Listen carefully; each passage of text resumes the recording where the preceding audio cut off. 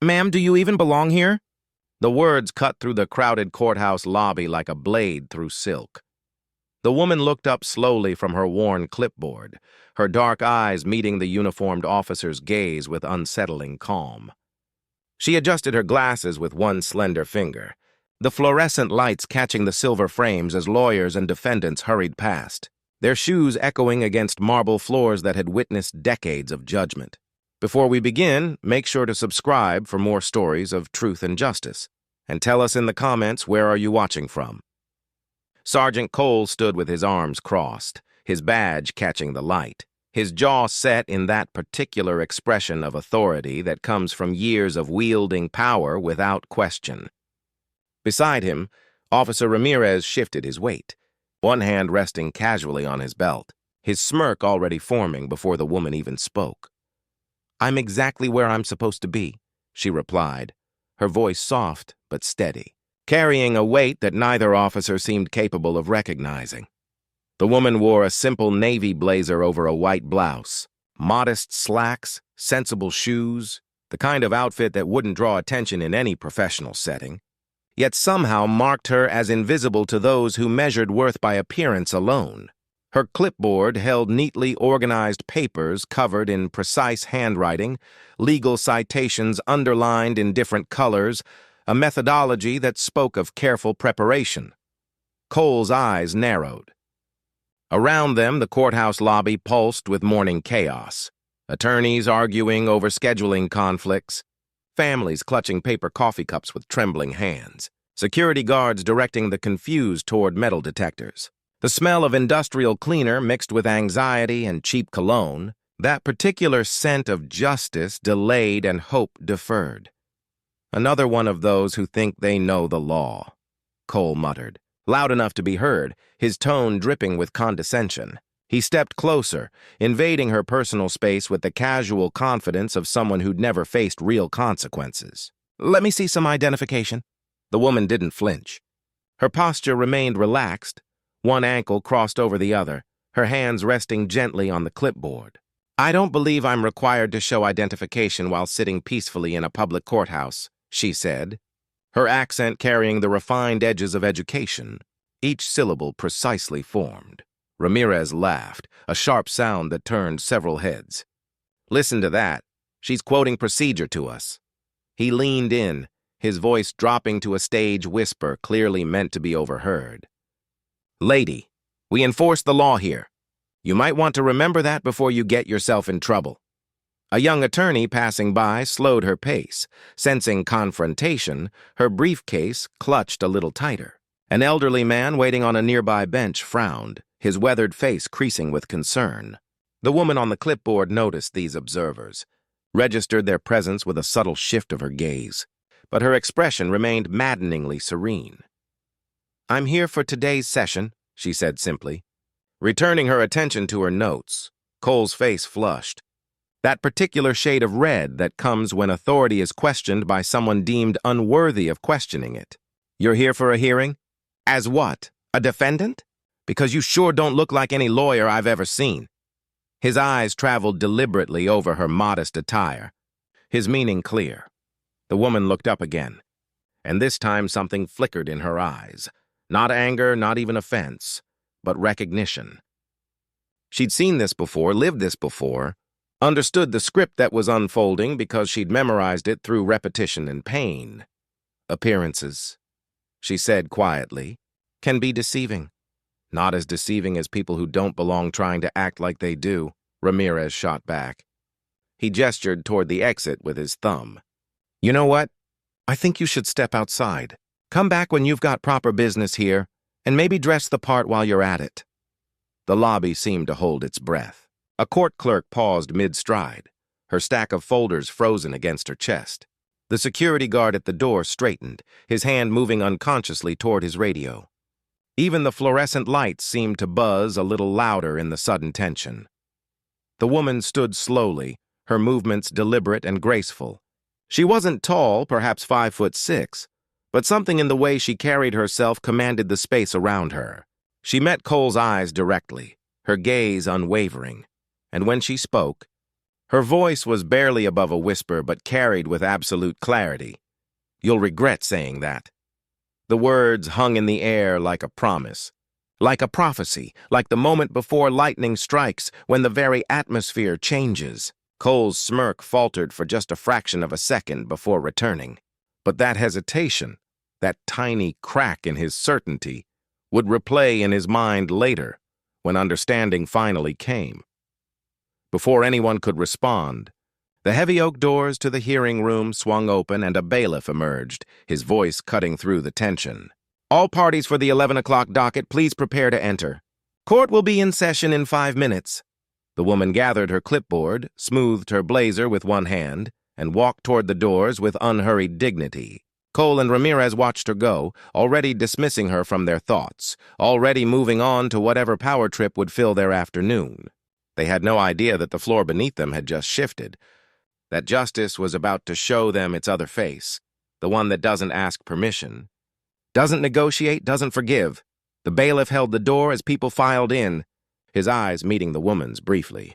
There was something in that glance, a flicker of recognition or perhaps respect, but it passed too quickly for anyone watching to interpret. She entered the courtroom as others jostled around her. Anonymous in the crowd, invisible in her purpose, patient in her knowledge of what was coming. Earlier that morning, before the sun had fully burned away the city's fog, Angela Monroe had walked through downtown with a leather messenger bag slung across her shoulder and coffee warming her hands. The streets were just waking, vendors rolling up metal gates, pigeons pecking at yesterday's crumbs, the first commuters hurrying toward lives they'd resume tomorrow and the day after in endless repetition. "Morning, Ms. Monroe," called a street vendor she'd known for 15 years, his hot dog cart already sending steam into the cool air. "Morning, Carlos," she called back, her smile genuine and warm. "How's your daughter doing in law school?" "Top of her class, thanks to you." He beamed, wiping down his cart with practiced efficiency. "Never would have applied if you hadn't pushed her." Angela waved and continued walking, her pace steady but unhurried. She knew these streets like lines in her own palm. Every courthouse, every legal aid office, every place where justice was supposed to happen and too often didn't. She'd been walking them since she was 23 years old, fresh from law school with idealism bright in her eyes and a crushing mountain of student debt on her shoulders. The courthouse rose before her, its neoclassical columns meant to inspire confidence in the system, its worn steps testifying to decades of feet climbing toward verdicts both fair and unjust. She'd entered through those doors as a public defender 13 years ago, carrying a caseload that would have broken most people and a determination that surprised even herself. She passed through security, the guards greeting her by name, and made her way to a small cafe tucked into a corner near the law library. Her niece Tanya was already there, 2 cups of coffee on the table, her laptop open to what looked like a dense legal brief.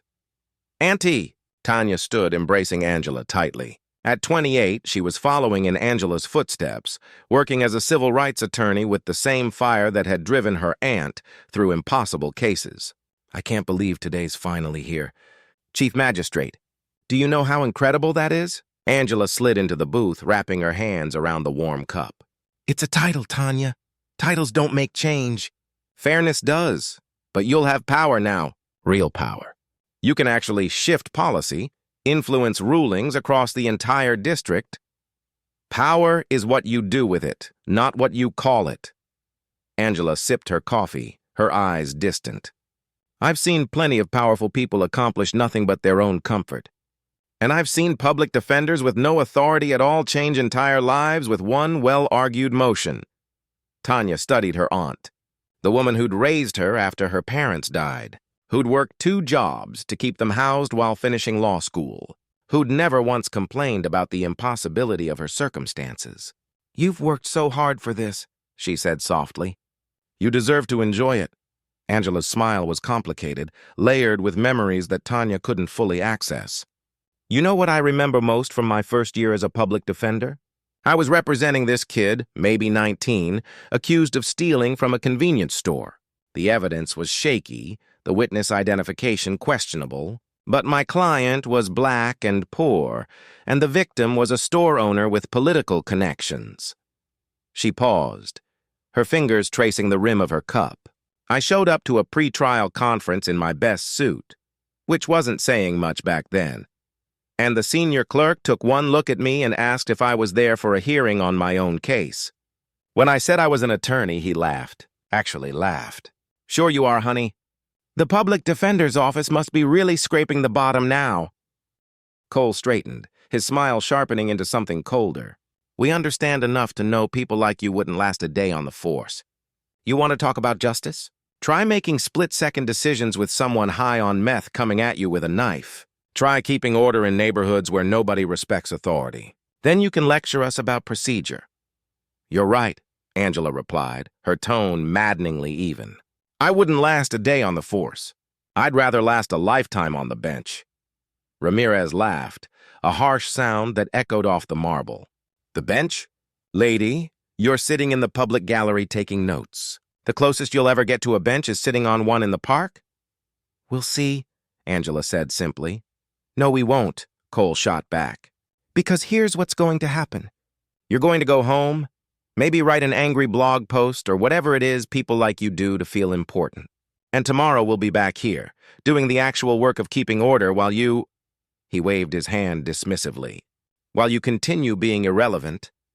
Angela's expression didn't change, but something in her eyes shifted. A flicker of what might have been pity or perhaps determination.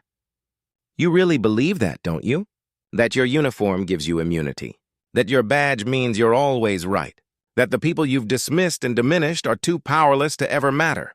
"I believe in the chain of command," Cole said. "And I know where I stand in it, do you?" Before Angela could respond, a bailiff pushed through the hallway crowd, his face slightly flushed from hurrying. "Excuse me, folks, the court is reconvening in 5 minutes. Please return to the courtroom or clear the hallway." The officers pushed off the wall, their body language suggesting the conversation was over and beneath them anyway. Cole paused as he passed Angela, leaning in just slightly. "Word of advice? Know your place. Life's easier that way." Then they were gone, swaggering back into the courtroom with the confidence of men who'd never once questioned their right to swagger. Angela remained in the hallway for a moment, watching them go. Around her, the courthouse continued its dance. People rushing to hearings, arguing over continuances, making calls on phones clutched desperately to ears. The machinery of justice, grinding forward with all the grace and precision of a garbage truck on a narrow street. She noticed a piece of paper had fallen from her clipboard during her conversation with the officers. A young court clerk picked it up, glanced at it, and her eyes widened.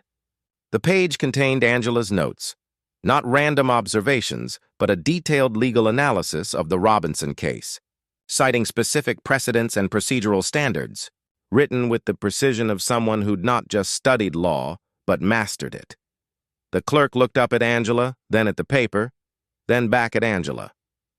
Her mouth opened slightly as if to say something, but Angela simply held out her hand, and the clerk placed the paper into it without speaking. "Thank you," Angela said warmly. The clerk nodded, something like wonder or recognition flickering across her face, and hurried away. Angela returned to the courtroom, taking her seat in the back row once more. The other observers filtered in, the journalists, the law students, the family members whose lives would be shaped by whatever decisions came next. Cole and Ramirez sat in the gallery behind the prosecutor's table, their heads bent together in whispered conversation, occasionally glancing back at Angela with smirks that suggested they'd already crafted several more jokes at her expense. Judge Palmer returned to the bench, his coffee cup visible for just a moment before he placed it out of sight. He looked tired, perhaps more tired than before the recess, or perhaps Angela was just noticing it more clearly now. How many cases like Robinson's had he presided over? How many times had he made the efficient choice rather than the just one? How many small injustices had he cemented into official record because it was easier than questioning the system he served? "Next case," Palmer said, reaching for his docket. But before he could call it, the courtroom's side door opened and a court officer entered quickly, moving with the particular urgency that suggested something unusual was happening. He approached the bench and handed Palmer a sealed envelope, his expression carefully neutral. Palmer frowned, turning the envelope over. The state seal was clearly visible, embossed and official. Around the courtroom, people began to notice, their attention shifting from private concerns to public curiosity. Even the prosecutor looked up from her files, her efficient mask slipping slightly into confusion. "Your Honor," the court officer said quietly, but not quietly enough to prevent his words from carrying. "This just arrived from the State Judicial Council. Marked urgent and confidential." Palmer broke the seal, unfolded the document inside, and began to read. Angela watched his face transform. Confusion, comprehension, shock, and finally something that might have been horror or embarrassment or both. His eyes scanned the page once, then again, as if hoping the second reading would change the words arranged there. The courtroom held its breath without knowing why. Palmer looked up slowly, his gaze sweeping the gallery until it landed on Angela. Their eyes met, and in that moment, everything that was about to happen crystallized into inevitability. "Is this—" Palmer started, then stopped, cleared his throat, began again. "Miss Monroe, is this information correct?" "Yes, Your Honor," Angela replied calmly, not rising, not needing to. Cole twisted in his seat, his smirk fading into confusion. Ramirez leaned forward, trying to hear what was being said. The journalist's pens hovered over paper, sensing a story but not yet understanding its shape.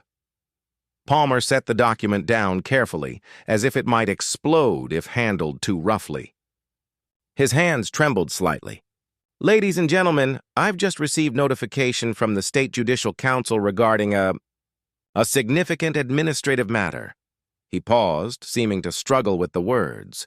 "Before we continue with today's docket, I need to make an announcement." The courtroom leaned in collectively, all other concerns momentarily forgotten. "It appears," Palmer continued, his voice gaining steadiness through formality, "that we have been honored with the presence of a distinguished legal professional in our gallery this morning. Someone who was conducting an observational review of our courtroom procedures as part of the transition process for a major appointment." Angela remained perfectly still, her expression unreadable. "As of this morning," Palmer said, each word clearly enunciated as if he needed to convince himself they were real. "The State Judicial Council has officially appointed—" He looked directly at Angela. "Her Honor Angela Monroe as Chief Magistrate for this district, effective immediately." The silence that followed was absolute and crushing. Then chaos erupted. Journalists shouted questions. Law students gasped. Family members looked around in confusion, not understanding the significance but sensing the earthquake in the room's foundation. The bailiff moved instinctively toward Angela, suddenly understanding exactly who'd been sitting unprotected in the public gallery. Cole's face drained of color so quickly it was almost comical. Ramirez dropped his pen, the small clatter somehow audible above the sudden noise. They stared at Angela, their mouths open, their expressions transforming through disbelief, comprehension, and finally, sick realization of exactly what they'd done. Angela stood slowly, gracefully, as if she'd been waiting for precisely this moment and knew exactly how to inhabit it. The messenger bag across her shoulder suddenly looked less like a thrift store find and more like the efficient choice of someone who valued substance over appearance. Her modest blazer no longer suggested poverty, but rather the quiet confidence of someone who didn't need expensive clothes to command respect. "Your Honor," she said, her voice cutting through the noise without being raised, "if it pleases the court, I'd be willing to assume observational duties from the bench for the remainder of today's docket, given the unusual circumstances." Palmer looked like he'd been offered a life raft while drowning. Yes, of course. That would be— The bailiff will show you to chambers and we'll arrange for proper robing." The bailiff approached Angela, his demeanor transformed from casual attention to formal respect. "This way, Your Honor." Angela walked down the aisle, passing within 3 feet of Cole and Ramirez. She didn't look at them, didn't need to. Their horror was tangible, filling the space between them like smoke from a fire they'd started themselves. Every word they'd spoken, every dismissive gesture, every mocking laugh. all of it replayed in their minds with the new context of who she actually was. The courtroom doors closed behind Angela and the bailiff, leaving Judge Palmer to somehow restore order to a room that had just watched the foundation of assumed reality crack open and reveal something entirely different beneath. Cole sat frozen, his face now flushed rather than pale, sweat visible on his forehead despite the courtroom's air conditioning. Ramirez kept shaking his head in small, unconscious movements, as if he could rewind time through sheer disbelief. Around them, people whispered and pointed, and both officers understood with sudden clarity that they'd become the story, the cautionary tale, the example that would be told in law schools and police academies and courthouses for years to come. Tanya's jaw tightened. "What did you do?" "I represented my client, and I won." Angela's eyes sharpened with memory. "That clerk never apologized, probably doesn't even remember it. But I remembered. I remember every single time someone looked at me and saw just the help instead of a legal professional. Every time someone assumed incompetence based on my appearance. Every time the system showed me exactly what it thought I was worth. And now you run part of that system," Tanya said. "Now I have a chance to remind it what justice actually means." Angela checked her watch. "The formal appointment announcement isn't until this afternoon, but I'm observing a hearing this morning, something Judge Palmer requested. He wants a fresh perspective on his courtroom procedures before I officially take over magistrate duties." "You're going in as an observer? Will anyone know who you are?" Angela's smile turned mysterious. "The courthouse administration knows. Judge Palmer knows. But the general staff? The officers? The people in the gallery?" She shook her head. "They'll see exactly what they expect to see. Another woman with a clipboard, probably a paralegal or a social worker, certainly no one important." "That's going to be interesting," Tanya murmured. "That's going to be educational," Angela corrected, "for everyone involved." They finished their coffee in comfortable silence, the kind that comes from years of understanding, and Angela gathered her things. She hugged Tanya goodbye, promised to call her later, and made her way back into the courthouse proper. The building was more crowded now, the morning dockets filling up with human drama distilled into case numbers and docket entries. She found an empty seat in the lobby near the hearing room where she'd been asked to observe, pulled out her clipboard and began reviewing her notes. Around her, the courthouse machinery ground forward, attorneys negotiating plea deals in hushed corners, families trying to understand legal language that seemed designed to confuse, officers radiating authority through posture and uniform and casual indifference to the stress saturating every civilian in sight. A clerk approached Angela, young and harried, her arms full of file folders. "Excuse me, ma'am. Are you here for a hearing?" "Yes," Angela replied pleasantly. "The 11 o'clock docket in courtroom 7.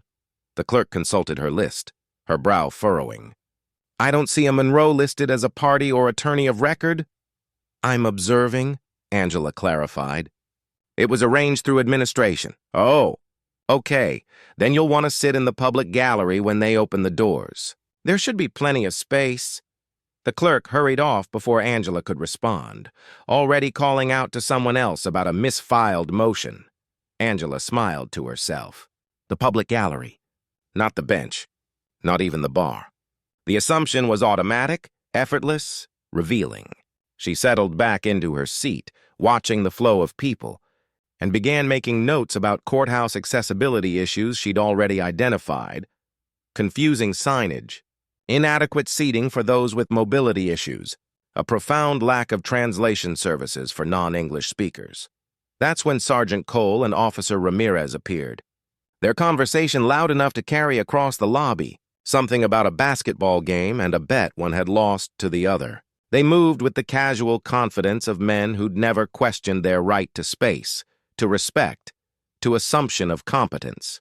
Their eyes swept the lobby with professional assessment, cataloging threats and non-threats with years of practiced judgment.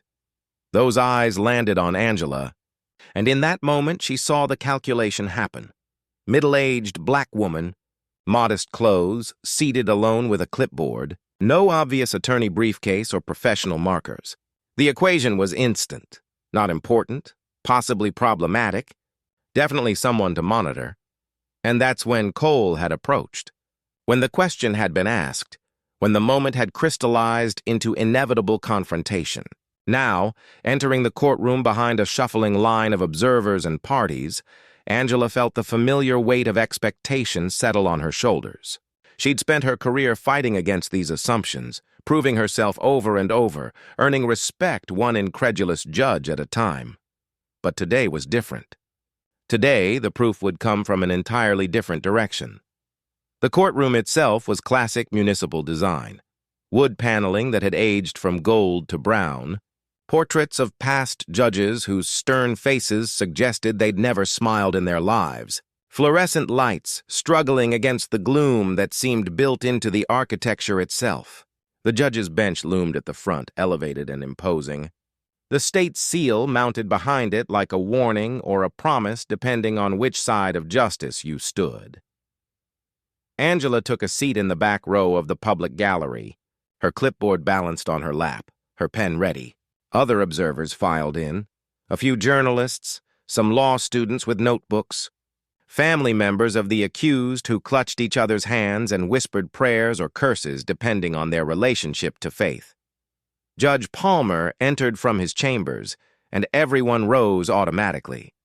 He was in his late 50s, his face carrying the particular weariness that comes from watching human nature's worst impulses parade through legal proceedings day after day. His robe was slightly wrinkled, his reading glasses perched on his head like he'd forgotten them there. "Please be seated," he said, his voice carrying the flat affect of endless repetition. "Let's proceed with the 11 o'clock docket. First matter is State versus Robinson." The bailiff called the case, and Angela leaned forward slightly, her attention sharpening.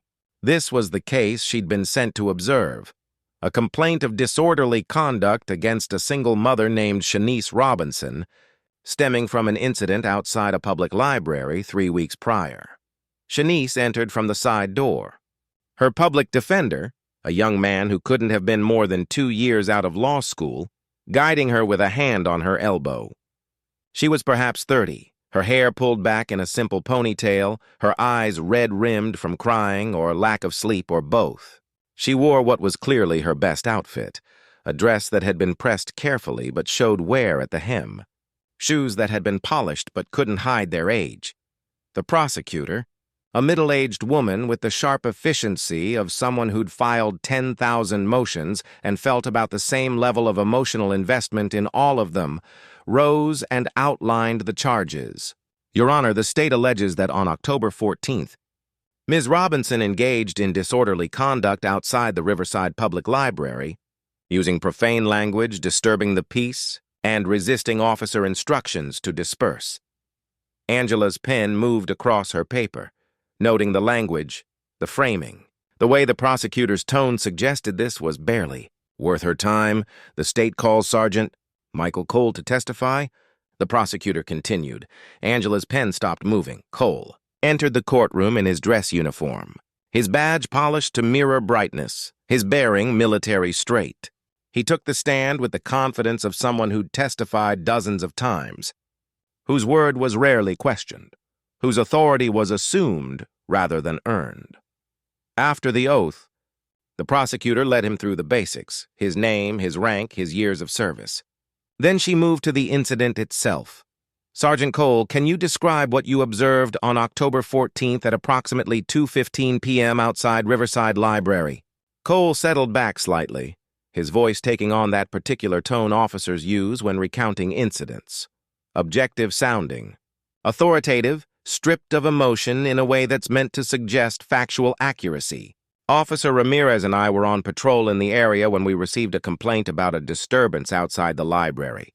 Upon arrival, we observed the defendant, Ms. Robinson, engaged in a loud argument with library security. What was the nature of this argument? She was using profane language, yelling accusations of discrimination, disturbing the peace for approximately 30 people in the vicinity. When we approached and identified ourselves, she became more agitated, continuing to yell and refusing to comply with our instructions to calm down." Angela's pen moved again, but now she was writing questions. Noting inconsistency she couldn't yet identify but sensed lurking beneath the smooth surface of Cole's testimony. "Did you eventually place Ms. Robinson under arrest?" "We issued her a citation for disorderly conduct and instructed her to leave the area. She refused, stating that she had a right to be there, at which point we explained that her behavior had forfeited that right and she needed to disperse or face arrest." The prosecutor nodded. "And did she comply?" "Eventually, after approximately 15 minutes of continued argument. She left before we had to place her under arrest, but not before causing significant disruption." Throughout this testimony, Cole's demeanor was perfect, professional, slightly regretful, the image of an officer who takes no pleasure in enforcing the law but does so because society requires it. His eyes never strayed to where Angela sat in the back row, already having dismissed her from relevance. Officer Ramirez sat in the gallery behind the prosecutor's table, and Angela watched him nod along with Cole's testimony, occasionally smirking at some private joke only the two of them understood. The prosecutor thanked Cole and sat down. The defense attorney stood, his hands visibly shaking slightly as he approached the witness stand. "Sergeant Cole, you stated that my client was using profane language. Can you specify what words she used?" Cole's expression suggested this was beneath him. "The exact words aren't important, counsel. The point is, but surely if you're alleging profanity as part of disorderly conduct, you can recall what was actually said." "She was cursing." "Counsel, multiple expletives.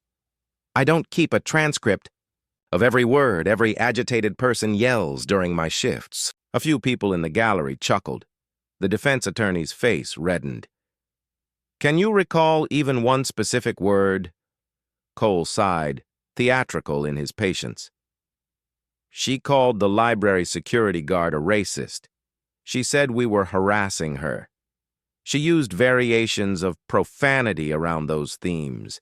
So she expressed a belief that she was being racially profiled?" She expressed a lot of beliefs, none of which excused her disruption of public peace. The defense attorney glanced down at his notes, clearly out of his depth. No further questions. Angela's jaw tightened. She'd seen this pattern 100 times. A young, overworked public defender facing experienced prosecutors and police testimony, lacking the resources or time or sometimes skill to mount an effective defense. The system grinding forward not because it was just, but because it was efficient. Judge Palmer looked at the prosecutor. "Redirect?" "No, Your Honor." "You may step down, Sergeant." Cole left the stand, and as he walked past the public gallery, his eyes swept the room with casual authority. They landed on Angela for just a moment, and she saw the dismissal there, the complete lack of recognition of who she was or what she represented. He returned to his seat next to Ramirez, and both officers settled in with the relaxed posture of men, confident the outcome was predetermined. The prosecutor called no other witnesses. The defense attorney called Shanice to the stand, and Angela watched the young woman struggle to articulate her version of events through barely controlled tears. "I was just trying to use the computer," Shanice said, her voice small. "The library has a 1-hour rule, and I'd been there for an hour and 5 minutes because the printer wasn't working. The security guard told me I had to leave, and I asked if I could just finish printing my job applications. I need to print them because I don't have a computer at home." "Ms. Robinson," the prosecutor interrupted, standing. "Your Honor, is this testimony relevant to the charge of disorderly conduct?" Judge Palmer waved his hand tiredly. "Keep it focused, counsel." The defense attorney nodded. "Ms. Robinson, the officers stated you were using profane language. Is that true?" Shanice's face crumpled. "I was frustrated, I said. I thought it was messed up that they enforced the 1-hour rule down to the minute for some people, but not others.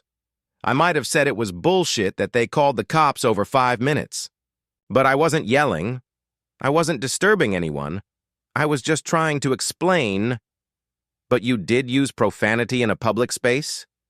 Yes, but no further questions." Angela's fingers gripped her pen so tightly it left an indentation on her thumb. She wanted to stand, to object, to cross-examine properly, to ask the questions this overwhelmed defender wasn't asking. She wanted to point out that Cole never specified what profanity was used because Shanice's account was probably accurate. She'd said one frustrated curse word about a situation, not at a person. She wanted to question why a single mother trying to print job applications was being treated like a criminal, while the officers who'd escalated a minor situation into a criminal charge sat smirking in the gallery. But she remained seated, her role as observer requiring restraint even as fury simmered beneath her professional calm. The prosecutor made her closing argument, efficient, by the book, emphasizing the need for order in public spaces and respect for law enforcement. The defense attorney stumbled through a weak rebuttal about disproportionate response and his client's good intentions. Judge Palmer looked like he'd already made his decision before either of them spoke. "The court finds the defendant guilty of disorderly conduct," Palmer said, his voice carrying all the emotion of someone reading a grocery list. "Fine $200, 30 days probation. Next case." Shanice's sob was audible across the courtroom. Her defender put a hand on her shoulder, whispering something meant to be comforting but landing hollow. Angela watched the young woman's shoulders shake, watched her wipe her eyes with a tissue that had clearly been used multiple times already, watched another small injustice cement itself into the official record.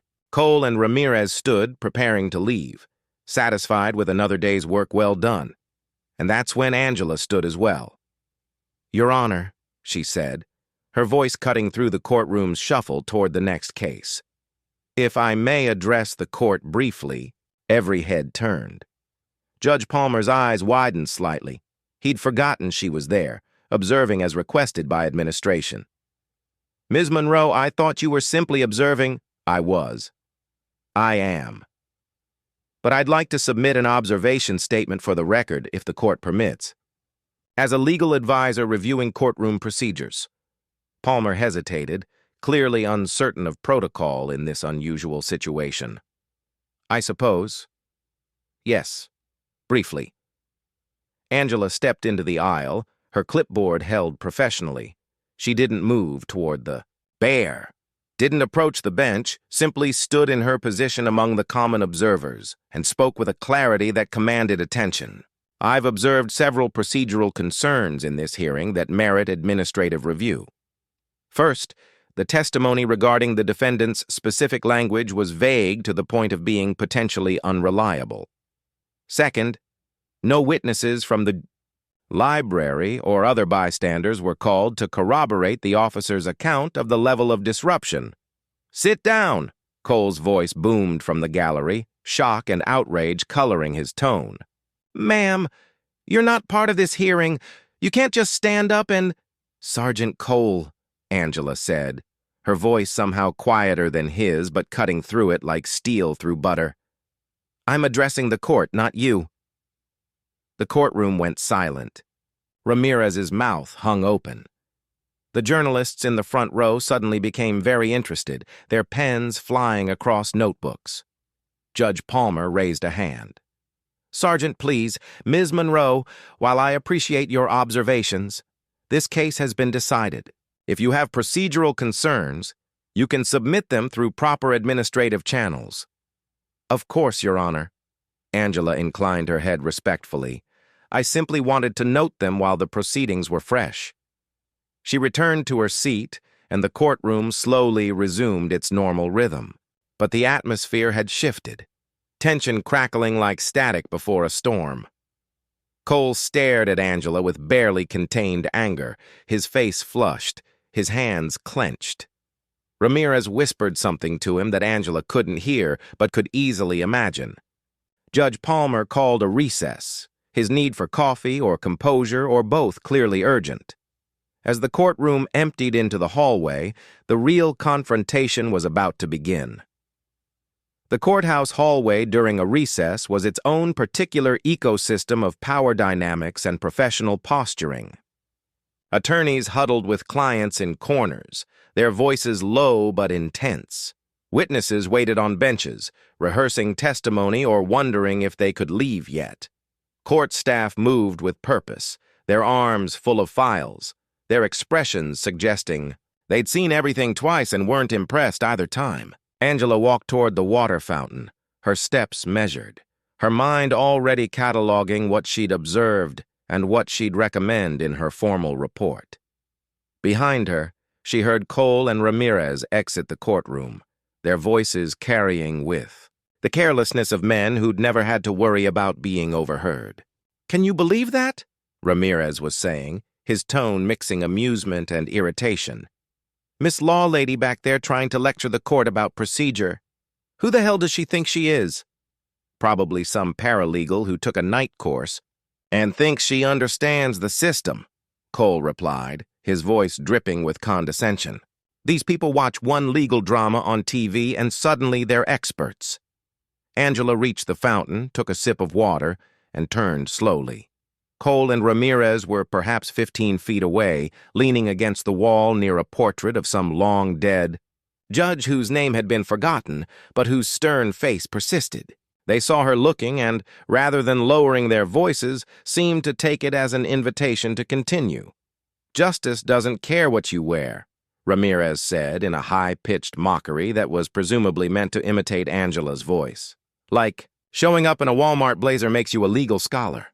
Several people in the hallway glanced over, some with concern, others with the carefully neutral expressions of those who'd learned not to see what might require them to act. A young woman in a business suit frowned but kept walking. An elderly attorney shook his head slightly but said nothing. Angela approached them, her pace unhurried, her expression calm. When she was close enough to speak without raising her voice, she stopped. "You speak a lot about justice, officers," she said quietly. "But I wonder, do you really understand it?" In the chambers behind the courtroom, Angela accepted the magistrate's robe from a court clerk who couldn't quite make eye contact, either from embarrassment at not recognizing her earlier or from awe at what had just transpired. The robe settled on her shoulders with a weight that was both literal and symbolic, the authority it represented, the responsibility it carried, the justice it was meant to serve. She looked at herself in the small mirror on the chamber's wall. The same face that had been dismissed in the lobby, mocked in the hallway, ignored in the gallery. But now the context had shifted, and with it everything else. Not because she'd changed, but because the truth had finally been revealed to those who'd refused to see it. A soft knock on the door, and Judge Palmer entered, his earlier weariness now mixed with acute discomfort. "Your Honor, I apologize, I'm still adjusting to the proper address. I want to apologize for not recognizing you earlier, for not ensuring you were afforded proper respect." "Judge Palmer," Angela interrupted gently, "you weren't told I'd be arriving as an anonymous observer. That was deliberate on my part. I wanted to see how the courtroom actually functions when no one's performing for visiting authority." Palmer winced. "And what you saw was educational," Angela finished. "For both of us, I suspect." They returned to the courtroom together, and when Angela entered through the chamber door and approached the bench, every person in that room stood without being told. The journalists stood. The law students stood. The attorneys stood. Shanice Robinson, still dabbing at tears, stood with confusion and sudden hope flickering across her face. Cole and Ramirez stood with the mechanical compliance of men whose bodies followed protocol, even as their minds spiraled into panic. Angela took her position at the bench, the elevation suddenly revealing just how clearly she could see everything. Every face, every reaction, every person who'd dismissed her now unable to look away. She arranged her papers with calm precision, then looked out at the courtroom with eyes that had seen both sides of justice and understood both the power and the burden of where she now sat. "Please be seated," she said, and her voice carried that same quiet authority it had held in the lobby and the hallway. But now the room recognized it for what it had always been. Let's continue. What followed was a masterclass in judicial authority wielded with both intelligence and mercy. Angela reviewed the remaining cases on Judge Palmer's docket with a precision that made clear her years of experience weren't just theoretical. When attorneys stumbled, She guided them with questions that clarified issues rather than embarrassing them. When defendants looked confused by legal language, she translated without condescension. When prosecutors overreached, she reined them in firmly but fairly. But it was when she called the Robinson case back to the docket that the courtroom truly understood what had just shifted in their world. "Ms. Robinson, please approach the bench with your counsel," Angela said. Shanice moved forward on shaking legs, her public defender beside her looking equally uncertain about what was happening.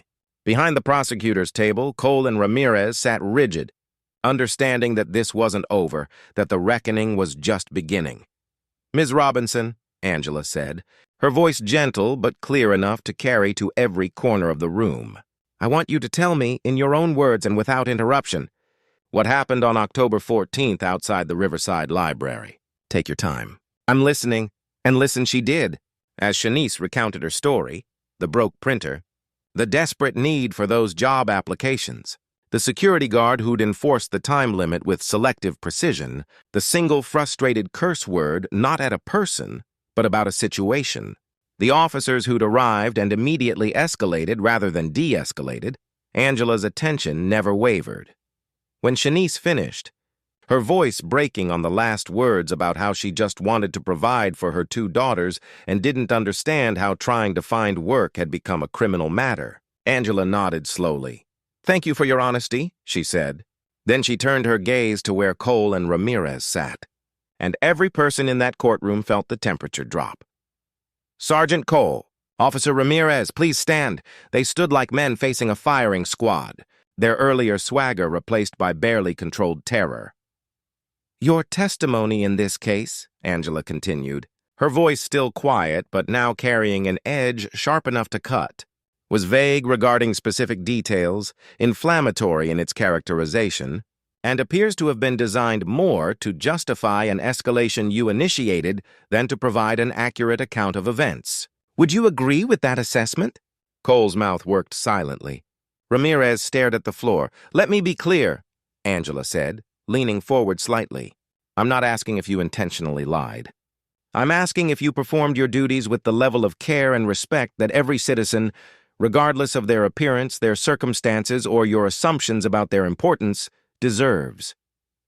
"Did you?" "Your Honor, we—" Cole started, then stopped, realizing that every word was now a potential admission, every explanation an acknowledgement of failure. "Let me tell you what I saw in that lobby this morning," Angela continued. "I saw 2 officers who looked at a woman sitting quietly and immediately assumed she was a problem rather than a person, who treated a request for basic respect as an offense worthy of threat, who demonstrated exactly the kind of judgment that leads to incidents like the one Ms. Robinson experienced." She paused, letting the words settle. "The law gives you power, officers. Your badges, your uniforms, your authority to intervene in citizens' lives, all of that represents society's trust. But power without respect for humanity isn't law enforcement. It's oppression with a uniform." The journalists were writing frantically. The law students were witnessing a lesson no textbook could teach. Judge Palmer sat in the gallery now, listening with the expression of someone reconsidering every decision that had brought him to this moment. "I'm ordering an immediate internal review of both of your conduct, starting with your interaction with me this morning and extending to every case you've been involved with in the past 6 months. You'll be placed on administrative duty pending the outcome of that review." Cole's face crumpled. "Your Honor, please!" "Furthermore," Angela continued, "I'm ordering mandatory retraining for all officers in this district on respectful engagement, de-escalation techniques, and the constitutional rights of citizens who have the audacity to exist in public spaces while not meeting your expectations of appearance or deference." She turned back to Shanice. "As for your case, Ms. Robinson, I'm vacating the guilty verdict and dismissing all charges. Your fine is rescinded, your probation is voided, and this entire incident will be expunged from your record." Shanice collapsed into tears, her hands covering her face, her body shaking with relief so profound it was almost painful to witness. Her public defender put an arm around her shoulders, his own eyes suspiciously bright. "Additionally," Angela added, I'm directing the court administration to investigate the Riverside Library's enforcement of its 1-hour computer policy to ensure it's being applied consistently across all patrons, regardless of race or perceived socioeconomic status. If we find discriminatory patterns, we'll address them. The courtroom erupted into applause, spontaneous and heartfelt, led by the journalists and law students, but quickly spreading to others who'd watched the morning's events unfold with growing understanding of what justice could look like when wielded by someone who understood both its power and its purpose. Angela allowed it for a moment, then raised a hand for quiet. "Let's remember something," she said. "This isn't about one woman being vindicated or 2 officers being disciplined. This is about a system that's supposed to serve everyone, but too often serves only those who already have power. What happened here today, both the injustice and its correction, happens in courthouses across this country every single day. The only difference is that this time, the person being dismissed happened to be someone with the authority to do something about it." She looked directly at Cole and Ramirez, and her expression softened just slightly, enough to suggest that what came next wasn't cruelty but education. "Officers, you asked me earlier if I understood justice. Let me answer that now. Justice isn't about power. It's about accountability. It isn't about who wears the uniform or who sits on the bench. It's about whether we treat every human being with dignity, regardless of whether we think they can fight back. You looked at me this morning and saw someone you could dismiss because you assumed I had no power. But justice shouldn't require power to be granted. It should be everyone's right, defended by those who've been trusted with authority." Cole's shoulders sagged. Ramirez's jaw was clenched so tight it looked painful. But both men nodded, whether in acceptance or defeat, or simply acknowledgement that they'd been seen for exactly what they were. "You're dismissed," Angela said quietly. "Report to your supervisor for reassignment." They left the courtroom like men walking through water, every step heavy with the weight of consequences they'd never imagined would find them. The door closed behind them, and somehow the courtroom felt lighter, the air easier to breathe. Angela proceeded through the rest of the docket with the same careful attention, and by the time she adjourned court at 4:30 p.m., every person who'd been in that room understood that something fundamental had shifted, not just in one courtroom, not just for one day, but in the very expectations of what justice could mean when administered by someone who'd experienced both its presence and its absence. As the evening settled over the city, painting the courthouse walls in shades of amber and gold, Angela Monroe stood alone in her new office high above the streets she'd walked as a public defender, as an advocate, as a woman who'd been dismissed more times than she could count, but had never once accepted that dismissal as final. The office was spare, not yet personalized, still carrying the generic feel of institutional furniture and motivational prints chosen by committee. But the windows offered a view of the city that took her breath away, the neighborhoods she'd served, the streets where justice was still more aspiration than reality, the people whose lives would be affected by every decision she made from this elevated position. On the desk, someone had placed the official placard that would sit outside her chambers. Honor Angela Monroe, Chief Magistrate. She picked it up, turning it over in her hands, feeling the weight of what it represented. Not just achievement, though it was certainly that. Not just authority, though she would wield it with care. But responsibility, the obligation to remember what it felt like to be dismissed, to be underestimated, to be treated as if her dignity was contingent on others' recognition of it. Her phone buzzed. A text from Tanya. "I just heard. Auntie, you're all over legal Twitter. Someone filmed part of what happened and it's already viral. You're a hero." Angela smiled, typing back, "Not a hero. Just someone who knows what injustice looks like because I've seen it from both sides." Another text.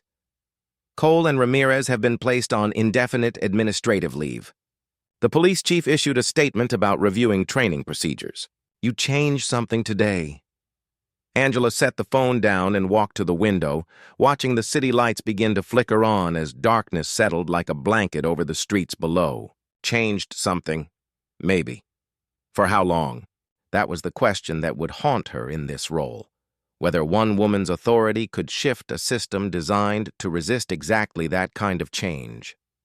On the corner of her desk, she noticed an old photograph that must have been delivered with her belongings from the judicial conference. She picked it up, her younger self staring back, 23 years old, fresh from law school, standing outside this very courthouse on her first day as a public defender. In the photo, she was being denied entry by a security guard who insisted that courthouse staff used a different entrance, refusing to believe she was an attorney. That young woman in the photo had been so determined, so angry, so certain that she could change the system from within if she just worked hard enough, proved herself thoroughly enough, earned respect through excellence, and maybe she'd been right. Or maybe the system didn't change so much as it occasionally allowed someone who'd survived its worst impulses to rise high enough to reveal its flaws. Either way, Angela thought, looking at her younger self's defiant expression, they'd made it here. Against odds that would have broken most people. Through obstacles designed to prevent exactly this outcome, they'd climbed from that denied entrance to this office with its sweeping view. A knock on the door interrupted her thoughts. Judge Palmer stood in the doorway. His earlier discomfort evolved into something like resignation, mixed with respect. "Your Honor, I wanted to apologize more formally. The Robinson case—" "Judge Palmer," Angela said, setting down the photograph, "you did what you were trained to do. Efficiency over inquiry. Process over justice. I'm not here to condemn you. I'm here to change the system that made your choices feel inevitable." He studied her for a moment. "You know this won't be easy. There are a lot of people invested in keeping things exactly as they are. A lot of Cole and Ramirez's who think their authority is unquestionable. A lot of judges like me who've gotten too tired to question anything." "I know," Angela replied. "But here's what I learned from being dismissed, Judge Palmer. When people don't see you, when they don't think you matter, when they assume you're powerless, you learn exactly how the system treats the powerless. And once you understand that from the inside, once you've lived it—" She gestured to the window, to the city below. "You can't unsee it. You can't stop fighting it." Palmer nodded slowly. "What happened in that courtroom today is already spreading. By tomorrow morning, every officer, every attorney, every judge in this district will know that there's a Chief Magistrate who won't tolerate the shortcuts we've all been taking." "Good," Angela said simply. "Let them know. Let them understand that dignity isn't negotiable anymore. That respect isn't something citizens have to earn through appearance or deference. That justice means something again." Palmer left, and Angela returned to her window vigil. Below, she could see the courthouse entrance where she'd been denied entry years ago. She could see the cafe where she'd met Tanya that morning, could trace the route she'd walked 1,000 times as a public defender carrying cases others had given up on. Her phone rang. An unknown number. She answered, her voice professionally neutral. "Angela Monroe. Your Honor, this is Shanice Robinson. I hope it's okay that I'm calling. The public defender's office gave me this number, said I could reach out if I needed to." "Of course, Ms. Robinson. Are you all right?" A long pause, filled with emotion too complex to name. "I just wanted to say thank you. Not just for today, for what you did in court, but for seeing me, for listening. Do you know how many times I've tried to explain what happened and nobody cared? They just saw another black woman with an attitude, another person who didn't know her place." Angela's throat tightened. "I know exactly how many times, Ms. Robinson, because it's happened to me more often than I can count. But you kept going. You became a judge. I became someone with the authority to demand what should have been freely given. Respect, fairness, justice. You shouldn't need a law degree or a judgeship to be treated with dignity. That's what I'm going to fight for every day I sit on that bench." Shanice's voice cracked. "I got 3 of those job applications submitted tonight. Before I'd given up. Thought, why bother? The system's rigged anyway. But seeing you today, seeing what you did, maybe it's not all rigged. Maybe there's still something worth trying for." After the call ended, Angela stood in the darkness of her office, not bothering to turn on the lights, and let the tears come. Not tears of sadness, but of release, of vindication, of the profound exhaustion that comes from carrying weight for so long that you forget you're carrying it until someone finally says, "You can set that down now." She thought about Cole and Ramirez, facing an uncertain future because they'd made the mistake of revealing their contempt to someone with power. But how many times had they displayed that same contempt to people without power? How many Shanices had they dismissed, intimidated, criminalized? The system had protected them because the system was designed to protect exactly that kind of authority. Unquestioned, unaccountable, uninterested in the lives it trampled. She thought about Judge Palmer, weary and complicit, processing cases like an assembly line worker who'd stopped seeing the humanity in each item passing through. How many judges were just like him? How many had started with idealism and ended with exhaustion, choosing efficiency because justice was too heavy to carry every single day? And she thought about herself, the young woman who'd been told she didn't belong, who'd been mocked and dismissed and underestimated so many times she'd almost started believing it. Almost. But something stubborn in her had refused that conclusion, had insisted on continuing, on climbing, on becoming the very thing they'd said she could never be. Her phone buzzed again. This time, a text from an unknown number. "This is Officer Ramirez. I wanted to apologize for how I treated you today. It was unprofessional and wrong, and I'm ashamed. I don't expect forgiveness, but I wanted you to know I'm going to do better." Angela stared at the message for a long time, then typed a response. "Apologize to every person you've treated that way, officer. Every defendant, every witness, every citizen who didn't meet your standards of deserving respect. They're the ones who need to hear it. And then, if you really mean it, change how you do your job." She didn't wait for a response, simply set the phone down and returned her attention to the city below. Somewhere in those streets there were people sleeping rough who'd be rousted by officers like coal tomorrow morning. There were single mothers like Shanice trying to bootstrap their way to stability against odds designed to keep them falling. There were young people being profiled, families being separated, lives being derailed by a system that claimed to serve justice, but too often served only power. One woman, Angela thought, even one woman with the title Chief Magistrate couldn't fix all of that. But she could make them see it. She could shine light into corners that preferred darkness. She could demand that the system live up to its stated ideals rather than its comfortable hypocrisies. The photograph of her younger self caught her eye again, and she picked it up one more time, studying that determined face. "We made it," she whispered to the image. "Not because they made room for us, because we refused to stop pushing until they had no choice." She thought about what she'd say in her first official address to the district's judges and attorneys and officers. Something about standards and accountability, certainly. Something about dignity and respect without question. But also something about hope, the stubborn, irrational hope that systems built by humans can be changed by humans, that injustice named is injustice half defeated, that power wielded with conscience is power transformed into something worth having. The night deepened around her, the city's lights multiplying like promises or warnings depending on perspective. Angela Monroe, Chief Magistrate, who'd been mocked that morning for sitting where she had every right to sit, who'd been dismissed by men whose authority she now shaped, who'd been treated as invisible by a system she now helped oversee. She stood at her window and made a silent vow. Never again would someone be dismissed in her courtroom because they lacked the markers of status. Never again would power go unquestioned simply because it wore a uniform. Never again would justice be the exclusive province of those who could afford it, command it, or demand it through institutional position. For everyone who'd been laughed at in hallways, mocked in lobbies, dismissed in courtrooms, Angela would remember. She would see them. She would fight for them, because she'd been them, and she understood exactly what that cost.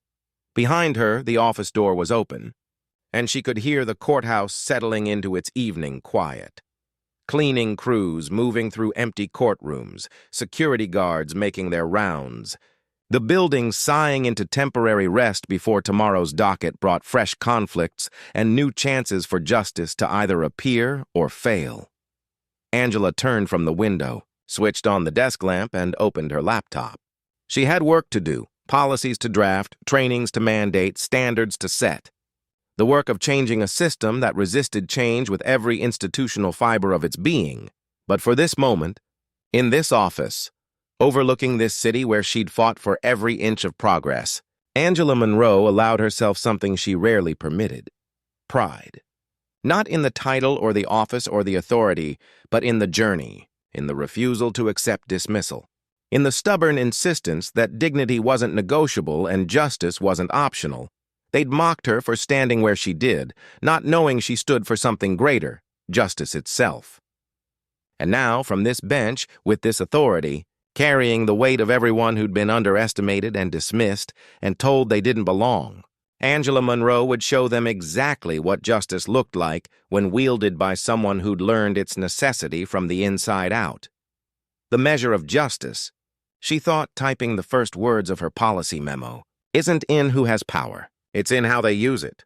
And she intended to use it to lift up every person who'd been pushed down, to amplify every voice that had been silenced, to demand accountability from every institution that claimed authority without accepting responsibility. The work was just beginning. But for the first time in her long career, Angela had the tools to match her determination. And those who'd dismissed her that morning were about to learn what she'd known all along: that true power doesn't announce itself with uniforms or titles or elevated benches. True power speaks through character. And character, forged in the fires of injustice, witnessed and experienced and survived, was something Angela Monroe had in abundance. She smiled at the glowing screen, her fingers finding their rhythm on the keys, and began the work of transforming one woman's vindication into systemic change that might, if she fought hard enough and refused to give up, and remembered every single person counting on her to see them the way she wished she'd been seen, just might make justice something more than a word carved above courthouse doors. It might make it real.